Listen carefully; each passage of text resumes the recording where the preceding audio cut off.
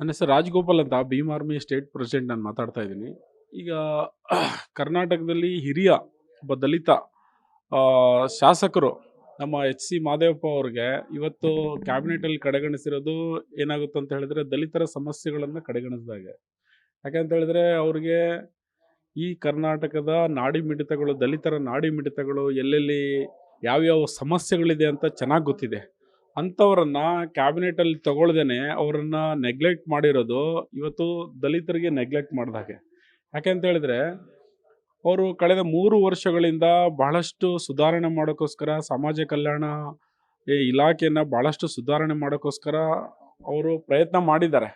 So ಅಂಥ ವ್ಯಕ್ತಿನ ನೀವು ಕ್ಯಾಬಿನೆಟಲ್ಲಿ ಮೈನಸ್ ಮಾಡೋದು, ಅವ್ರನ್ನ ಕಡೆಗಣಿಸಿರೋದು ತುಂಬ ದೊಡ್ಡ ತಪ್ಪಾಗುತ್ತೆ. ಆದ್ದರಿಂದ ಕೂಡಲೇ ಡಿ ಕೆ ಶಿವಕುಮಾರ್ ಸಾಹೇಬ್ರೆ, ತಾವು ಎಚ್ ಸಿ ಮಾದೇವಪ್ಪ ಸಾಹೇಬ್ರನ್ನ ದಯಮಾಡಿ ತಮ್ಮ ಕ್ಯಾಬಿನೆಟಲ್ಲಿ ತಗೋಬೇಕು. ಮತ್ತು ಅವರು ಭಾಳಷ್ಟು ಅಭಿವೃದ್ಧಿ ಕೆಲಸಗಳನ್ನು ಮಾಡಿದ್ದಾರೆ, ಜನಪರವಾದ ಕೆಲಸಗಳನ್ನು ಮಾಡಿದ್ದಾರೆ, ಇದಕ್ಕಿಂತ ಮುಂಚೆ ಕೂಡ ಮಾಡಿದ್ದಾರೆ. ಅವರಿಗೆ ಅವಕಾಶ ಕೊಡಬೇಕು. ಜೊತೆಗೆ ಹೊಸಬ್ರಿಗೂ ಅವಕಾಶ ಕೊಡಿ. ನಾವೇನು ಹೊಸಬ್ರಿಗೆ ಅವಕಾಶ ಕೊಡಬೇಡ ಅಂತ ಹೇಳ್ತಾ ಇಲ್ಲ. ಯಾರು ವರ್ಕ್ ಮಾಡಲ್ಲ ಅಂಥ ಸಚಿವರನ್ನ ಕೈ ಬಿಡಿ. ಮಾದೇವಪ್ಪ ಅವರು ತುಂಬ ಕೆಲಸ ಮಾಡಿದ್ದಾರೆ, ಅಂಥವ್ರನ್ನ ತಾವು ಪರಿಗಣಿಸಿ ತಮ್ಮ ಕ್ಯಾಬಿನೆಟಲ್ಲಿ ತಾವು ಸೇರಿಸ್ಕೋಬೇಕು ಅಂತ ಹೇಳಿ ನಾನು ಈ ಮೂಲಕ ಒತ್ತಾಯಿಸ್ತೀನಿ.